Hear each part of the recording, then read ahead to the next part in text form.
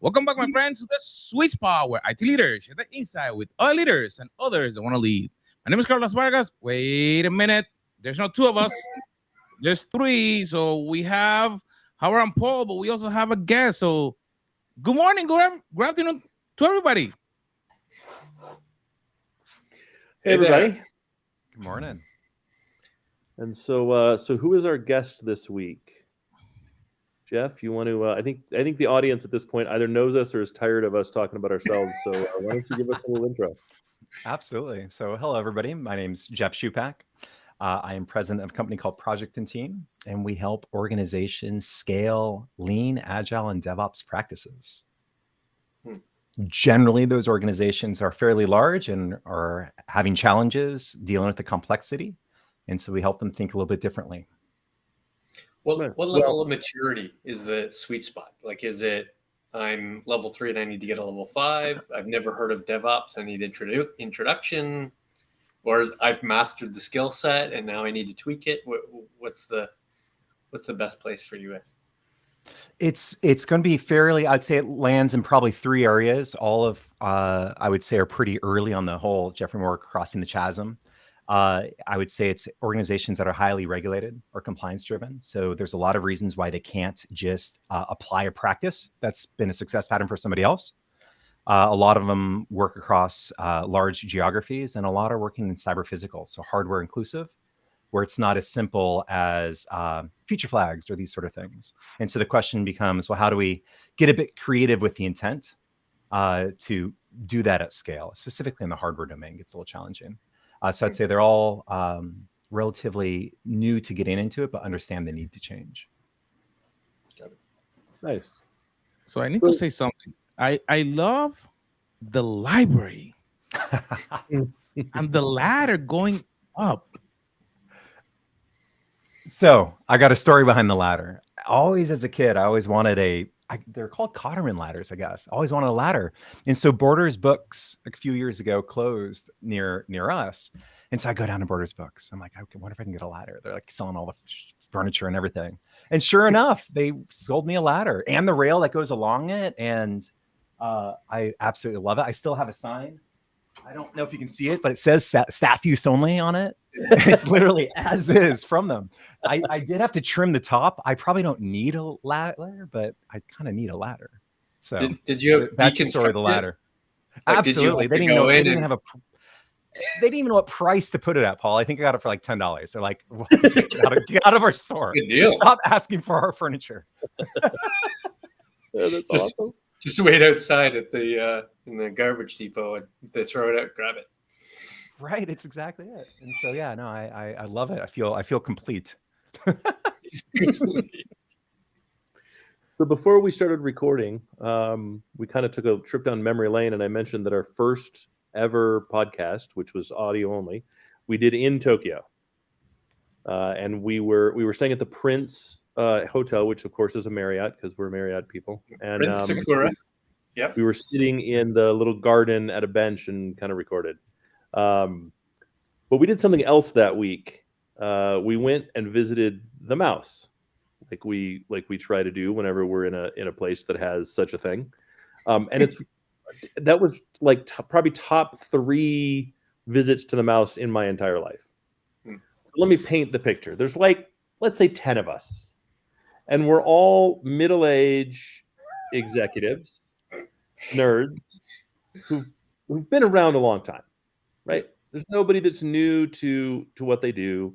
Grizzled veterans. Sure. That wasn't where I was going. Kind of arrogant dicks. You know what I mean?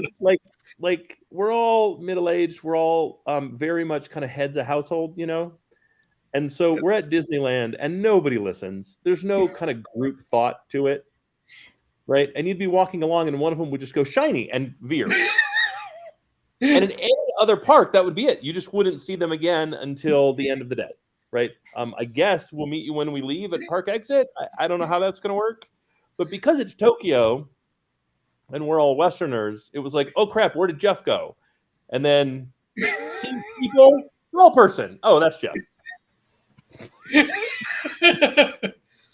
Especially since at least 80% of a park like that is groups of female students all in uniform, like groups of 30, and they're in clumps, right? So it's easy to tell a group of female students against anybody else in a crowd. It's always easy to find. Yeah, but it was absolutely hilarious to take a trip through the park. You know what I mean? Like, oh crap! A member of our party just decided they didn't want to be a member of the party anymore and wandered away. How different is no problem Tokyo Disney from Tokyo or Disney Paris or Disney World? I've never been to Tokyo Disney. So it's interesting. Half of every ride is in English and half of every ride is in Japanese, with one exception. They have this Crunch experience or whatever, the turtle from Turtle Talk with Crush. Finding Nemo. Yeah, Turtle Talk with Crush, which I ended up somehow wandering into by myself. Right, I got to it before everybody else did. I ended up wandering in by myself, 100% in Japanese. There was no moment of it in English, not one single solitary thing. So I just sat there the entire time giggling. I had no idea what was going on. I was the only single adult in the room. Like, it was definitely skewed towards very young children. Supposed to be interactive. And of course, there I am, couldn't understand a single solitary word, sitting right in front. The show, right? The show is a screen, and behind there's somebody with a voice who is Crush, who's interacting with the kids that are in front. The parents are sitting on the stools behind. The whole goal is to interact with the kids, right? But every so often they'll pick out an adult and ask questions of the adult. And I'm assuming Howard was unique in that room. Did they pick you out to ask you a question at all, or no? Did they make an assumption you weren't going to interact? No, there was kind of a point and then some words, and then I just kind of looked around, and then they were gone. Right? I think there was an assumption that if I was brave enough to come in alone, I must have understood Japanese. It was, they just made an assumption, and their assumption was wildly incorrect. It wasn't even. It was the most uncomfortable I've ever been at a Disney park. Right. You know what I mean? How did you find your way onto this ride, Howard? Well, I feel like it's on a list, and so I'm like, I got separated for whatever reason, and they're like, I'm like, where are we going next? Oh, we're going to go to the Crunch ride. Okay, cool. I'll meet you there. And they just kind of get in line, figuring they'll find me because I'm easy to see.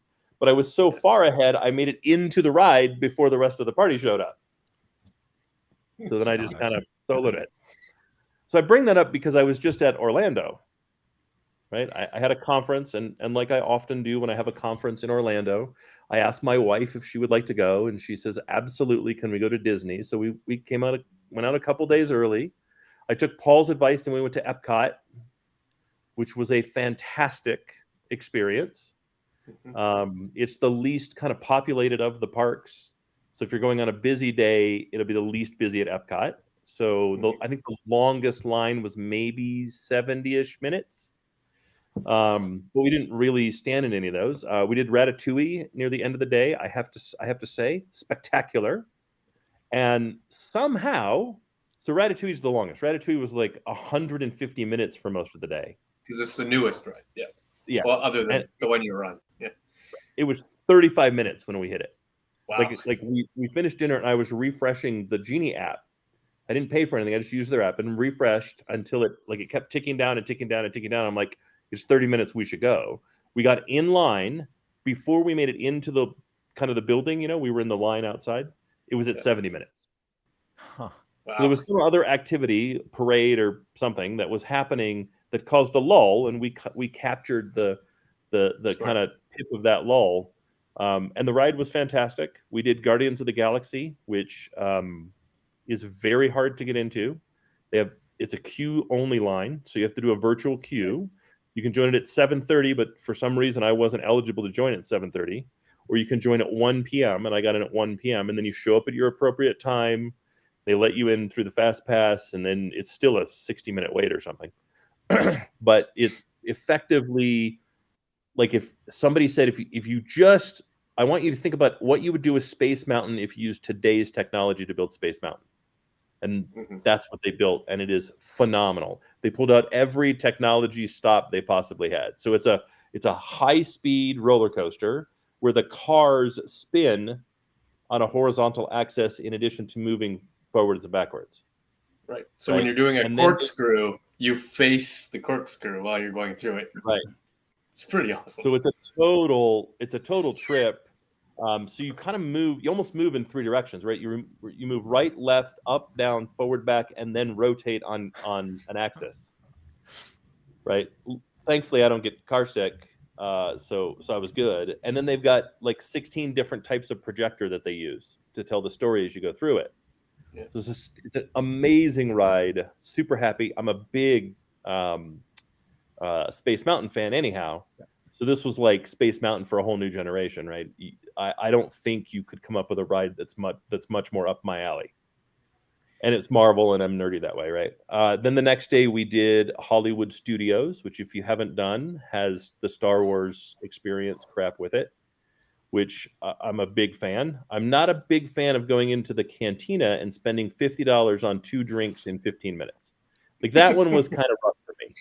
You know what I mean? At the same time, it's pretty cool. Right, it's not the Mos Eisley Cantina. It's a newer generation of cantina, but still that same feel.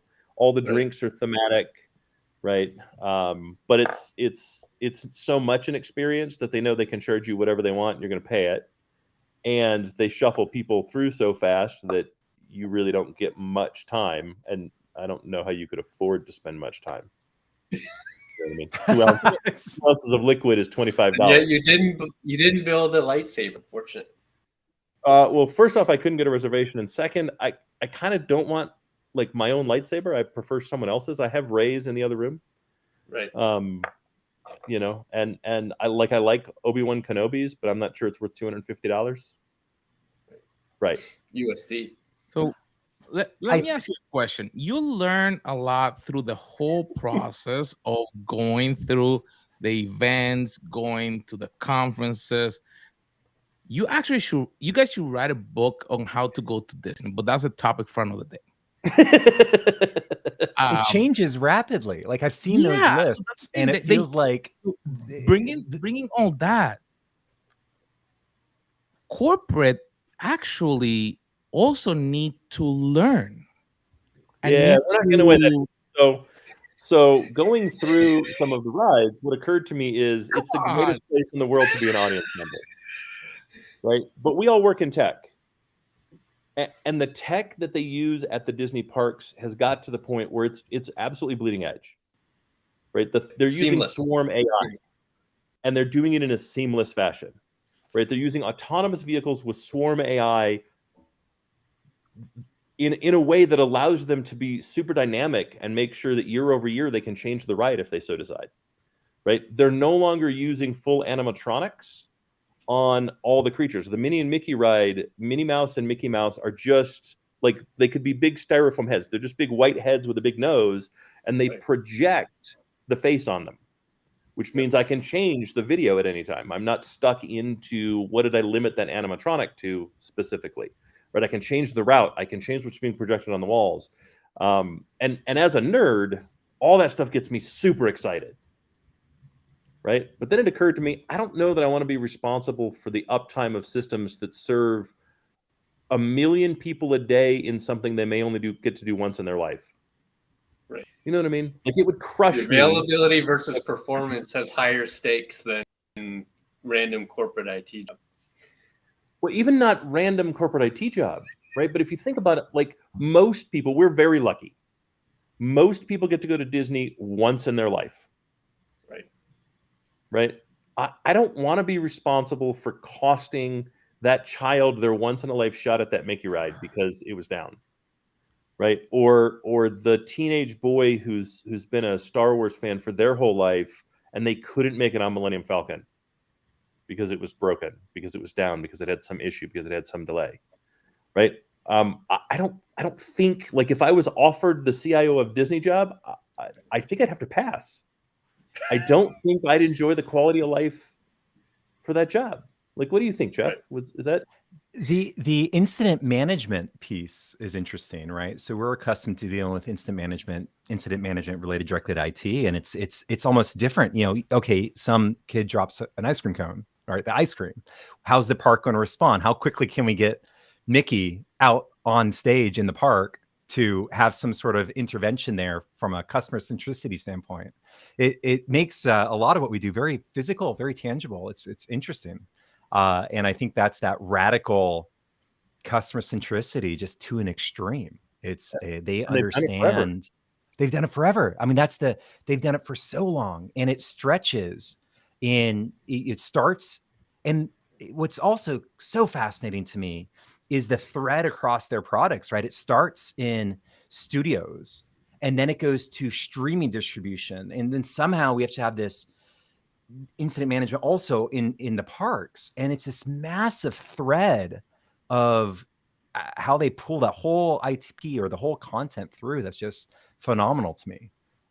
Rapid learning, I think, informing across all three major segments of their business.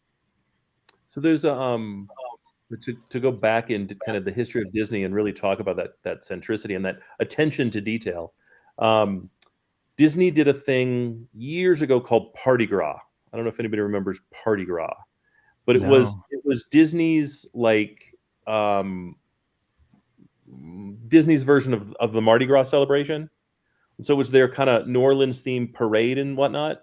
And they launched it on Bourbon Street in New Orleans. Interesting. They showed up 6 months before, not just to kind of prep, but they paid people to climb down in the sewer and clean out 300 years of garbage. So that for two reasons. First, so the city didn't smell nasty, but second, so that it rains a lot, and they didn't want any puddles or flooding to occur, and they wanted to make sure that all the sewers worked correctly. Nobody would do that. No other company is showing up 6 months early for a 3-day launch so they can plunge the sewer of a 300-year-old city. But Disney felt that if they didn't do that, the risk to the experience would be something. Yeah, there we go. There's Party Gras. Would be something that they didn't want, their fans to experience and didn't want to be associated with. And I was lucky enough to go to New Orleans for the first time after that, and they were talking about that experience and how much nicer the city was. Right? How much nicer Bourbon Street was. For the first time in anyone's life, the sewers actually worked. Like the drains on the street actually drained water quickly. Right? It didn't continue to smell like vomit and urine on Wednesday when it was deposited on a Saturday. You know what I mean? And nobody does that. Nobody has that level of attention to detail. Is that learning, something that they learn to do? Or is that something that they just do it and somebody just, let's do it? There's a article that a friend of mine, Luke Holman, had me read from Harvard Business Review, and it cites Disney, and it's called The Theory of the Firm. And the premise is care less about your competitive differentiation and more about how you're going to grow. And they outline 3 points, and it's really hitting a lot on Disney. The first is foresight about an industry's future, which I would argue is kind of the win. The insight into which capabilities can optimize your future, and the cross sight into what assets can be configured to greater value. And it's phenomenal. Recommend the article. But it's so clear that Disney has done that by able to reuse their assets, their existing assets, and all of these different capabilities together to expand across so many product lines. I don't know of another company that does that quite as clearly. And you see it. You see the same IP, the same assets utilized with their unique capabilities manifesting itself across all their product lines. I mean, the parks are a perfect example of bringing to life studio. And it used to just be you went to a cinema and you just see the movie and that was the thing. Maybe you had a few toys, but here they just used the comment Howard earlier about how Guardians of the Galaxy is just gathering a different set of assets, but even more capabilities they've learned that they're able to apply into this new ride. And the trick there then is the foresight about an industry's future. The bets on Pixar, the bets on Marvel, the bets on Lucas, It's some significant foresight, and the capability to actually acquire those assets is just phenomenal. I don't know of another firm that's been so successful. But I'm not sure they cared that much about competitive differentiation. Like, they weren't looking at their studio against other studios. They just wanted to build and deliver a good product. And that's the point in the article, Right. is it's less about the competitive differentiation, all about growth, focus on the growth. And so definitely invite our audience to check out the article. It's worth a read, but it's just very interesting. And so kind of going back to Carlos, to your comment about learning, I think it's that you have to have an idea of an industry's future. How's your industry evolving? So you know where you want to rapidly learn to get to. How quickly can we learn to get into that space? And the easy examples are, of course, SpaceX and these other disruptive firms, Tesla. And so I think that's part of it. You have to have the industry foresight, but you also need to know where you excel, where are your capabilities that you're good at, and then what assets do you have that you can push forward. Is how much of that requires kind of a thorough understanding of your audience, of your customer, of your target consumer might even be a better way to kind of think about it, right? Because I may not, like if I provide a free service, you're not necessarily my customer, but you would be my target consumer, right? So how much requires a thorough understanding of that to find success? Significant. I mean, it's got to be a ton, but I would argue Disney knows their customer. I mean, that's one thing, that the fact that you spent that much money, Howard, on a set of drinks and you still walked out with a smile, like that is customer centric. Yeah, you do it again. Maybe not stay for 30 minutes, but right. But yeah, I mean, there's very little. I tend to be a pretty picky human, truthfully. Like, there's a whole bunch of stuff I just don't tolerate, and yet I happily stood in line for 90 minutes to go be treated like a rebel spy on Rise of the Resistance. I did it twice in the same day, as a matter of fact. And I do have to say, so we got a slightly different experience than I think most people get on that ride. So the story of the ride is, you're a rebel spy. You start off on a planet, and you have to go from that planet, take a shuttle, and go to another planet and carry the Death Star plans with you. As soon as you get into space, the New Order shows up with a Death Star, pulls you into a tractor beam, and the door is opened, and now you're on board the loading dock, and you're being interrogated. And so they bring you right out, and there's like 60 stormtroopers. We need a spoilers tag on this, Carlos. I feel like there's got to be like a proper spoilers warning here.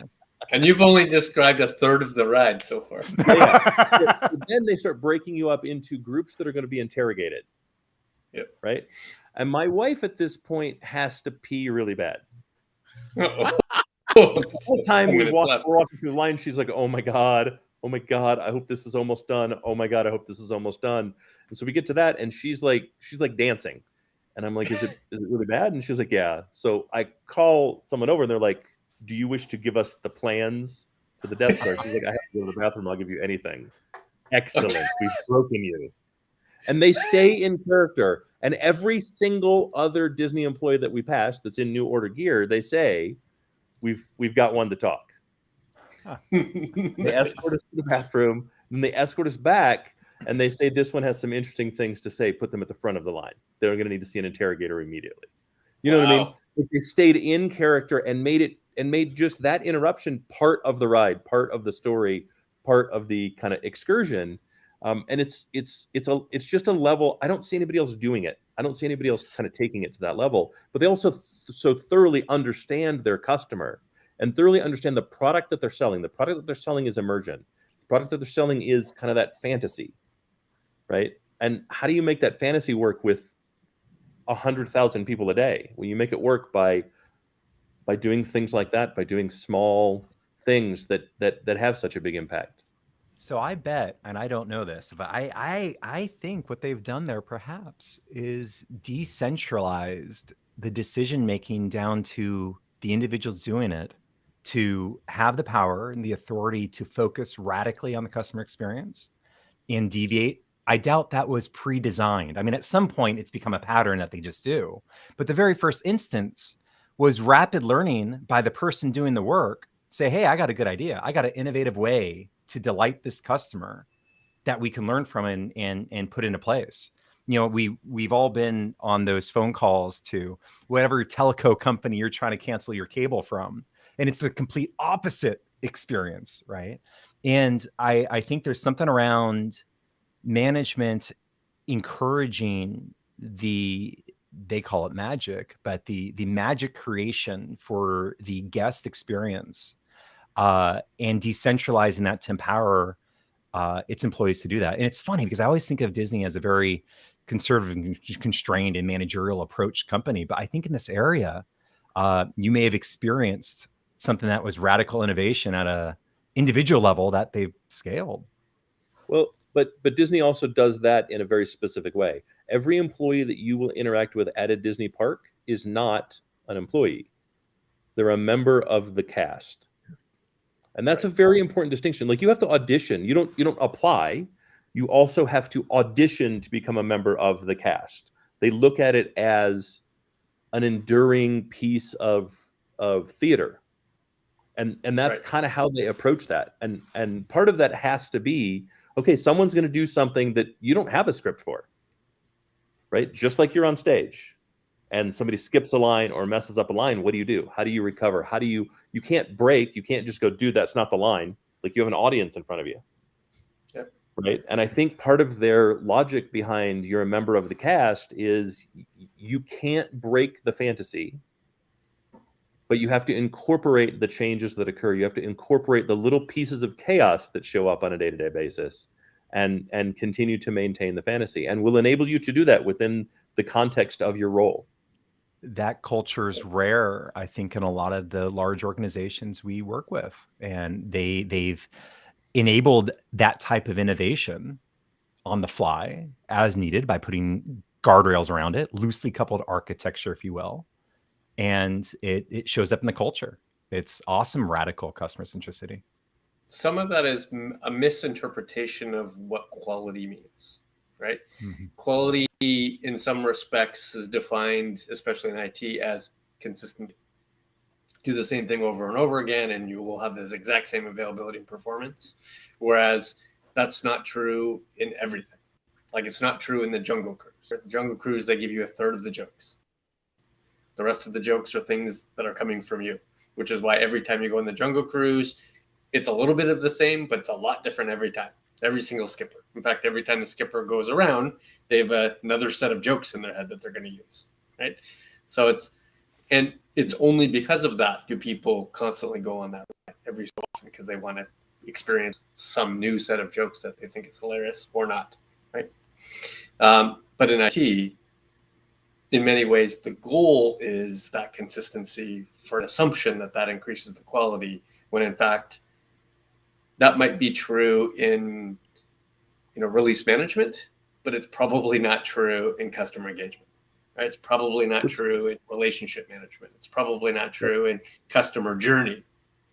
It's right? True customer in journey. True, but it's not true in cast. Right. Right. The things you do on the back end that make the lighting work, that move the sets, right, that have to do with making sure that the costume looks the same from show to show, all of those things can be done with a focus on consistency, a focus on repeatability. But the things that are cast, the things where you're interacting with the audience, have to have a level of freedom to them, have to have a level of enablement to them, have to have a level of autonomy to them that say, this is your role and this is how your role should act. Go with God, my son, and make that work. Like, your goal is, the goal of a Disney cast member is to make that the most memorable experience you will have ever until you come back and see us again. And if that's never, if you come one time, this is the story you will tell your children. This is the story they will tell their friends, right? And yet, to Jeff and Paul's point, we don't do that, right? We don't enable the people that do relationship management. We don't enable the embedded technicians, the embedded engineers, the embedded developers to carry that level of customer centricity, customer value, personalization, and autonomy with them, when in fact it makes all the difference in the world. Right? The hardest thing to do is acquire a customer, and yet the second you talk to customer service, it's like they're trying to not make you a customer again. right? It's true that we don't have this cast and crew differentiation in IT. That is never a topic to be had. It's all about maintaining your standards, right? Red, green, yellow in the projects, or blinking lights in the data center. It's very rarely saying you have a different set of OKRs than you do, right? We all have the same OKRs. So how do we bring that? How do we bring that concept? Is that something that is even achievable in our world? Of course it is. Of course it is. But I think it has to do with, like, there's this concept of must be done. These are the projects that I've committed to. They must be completed by the date to which I've said they'll be completed, regardless of anything else. And we see it as a failure every time there's a push. But every time there's a push, there's a real world reason for that push. And they're almost always reasonable, right? It's almost always somebody got sick for 2 weeks. I'm dealing, I'm dealing with a few enduring kind of medical issues from key people in my organization, right? And things push. Well, they push because humans are involved, and we're humans. And yet our failure to maintain that cast and only allow for crew means we never make that personal connection that allows for that forgiveness, that allows for that empathy. Right. So of course, I think it's easy to fix. I think we just say, the goal is customer centricity. And in order to do that, we must be empathetic to what the customer's going through. And thus you must have the autonomy to within some kind of loose boundary, to make the customer satisfied with the service that we promise to provide, and accepting of our limitations in the same way we're accepting of their limitations. So you can and learn it's more than to present. Crew, but how do you learn to be cast? Like, it's very easy to create a program crew, right? Here are the buckets of things you need to know, and I can test you on the things you need to know. But that's not appropriate for cast. Right? Cast, you're looking for them to engage differently all the time, right? I want you to create a personalized experience. I want you to read the room, right? Read the situation. Treat children differently than you treat adults. Where does that come from? How do you engage in that learning experience?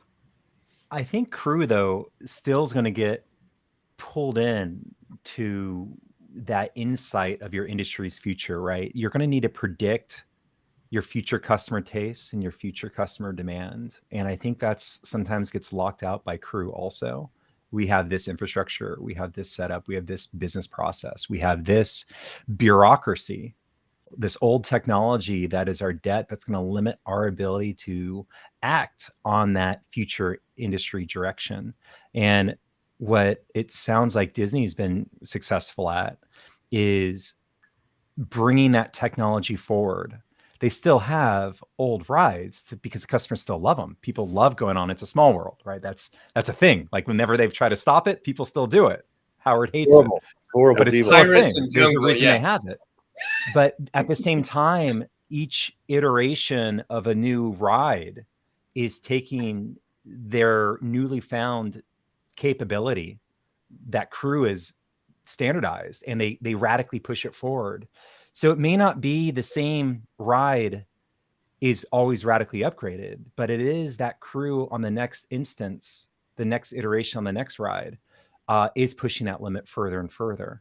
But what Disney's done is it's that foresight. It's knowing what our customers' taste and demand will be in the future. And that it takes a long time to build a ride. So to getting ahead of that is just phenomenal. I think Disney also does an incredible job, not only of learning from where they've been, right, which they do as good as anybody else, if not better than everybody, right? I'd say they're one of the top 5 companies.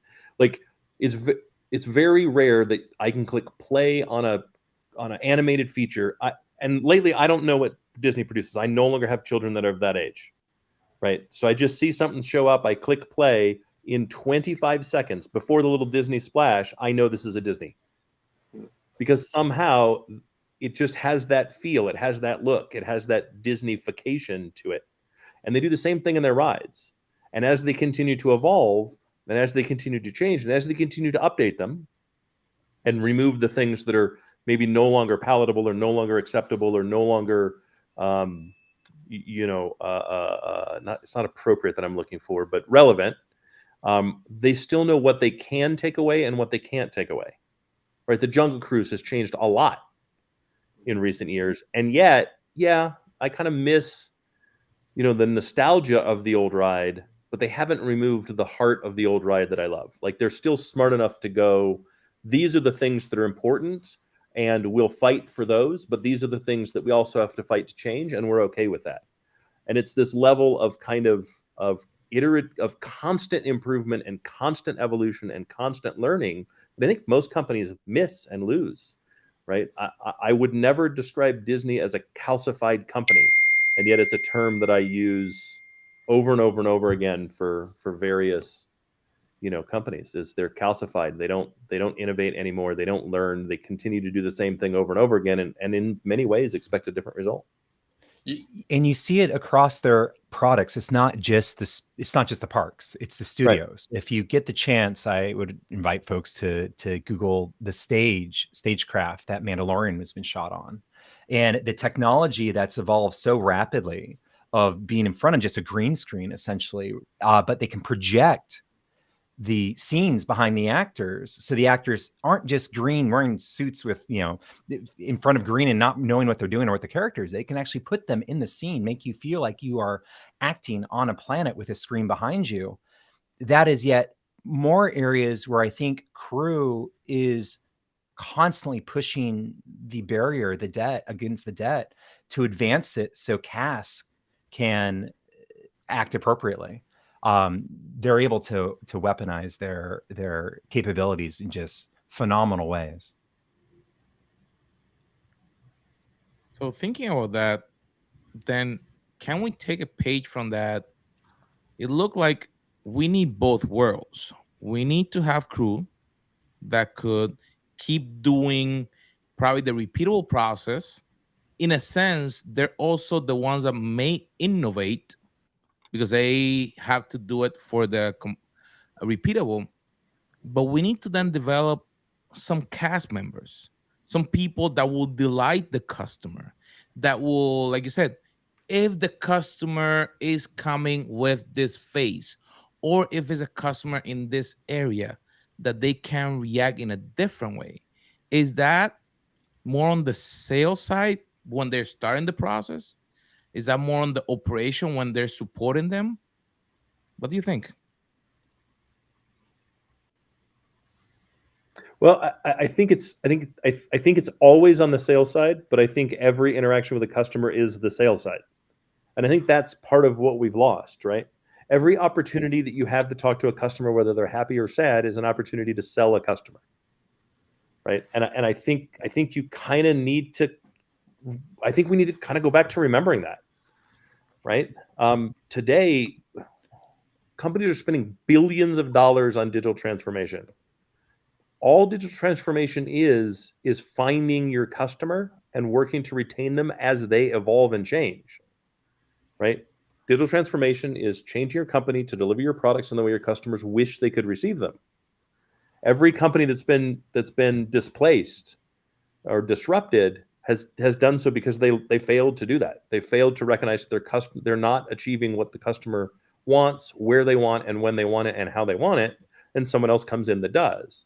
But if we're going to spend billions of dollars to do that, and we miss out on the fact that once we have the customer, they're far easier to retain than they were to get in the first place, and we've removed all autonomy from every customer-facing role and continue to do so, then we're going to spend billions of dollars to ultimately end up in exactly the same place that we started.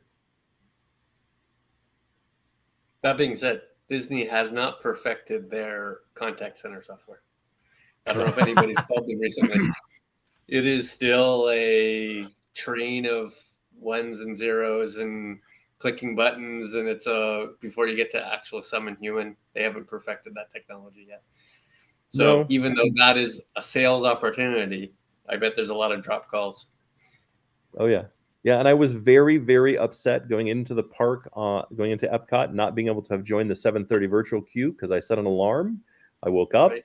I logged in or 7 o'clock. I logged in exactly on time, only to be told that for some reason I didn't qualify for that queue. If I didn't qualify for the queue, you could have told me before. You could have said you only qualify for the 1 o'clock queue.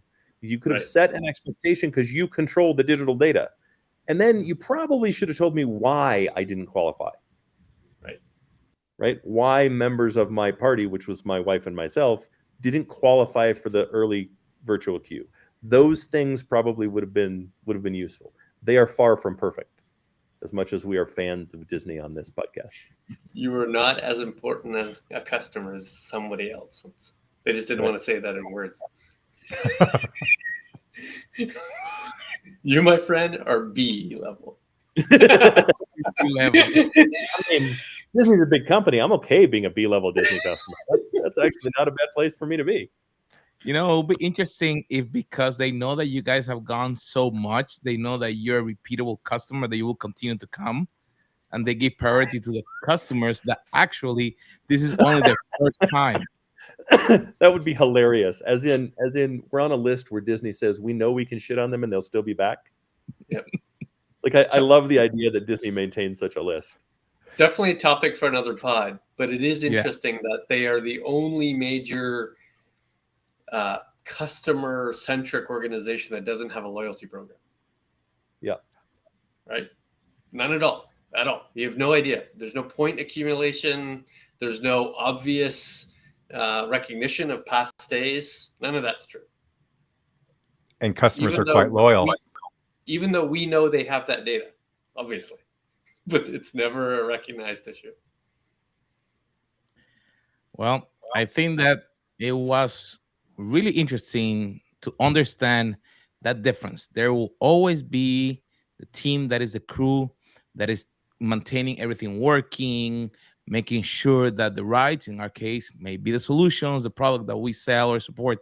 But there need to be that other team that is like a cast member that could delight the customer so they can continue to come back, that they will say that they will pay $50 for the drink without complaining, and they will go back again.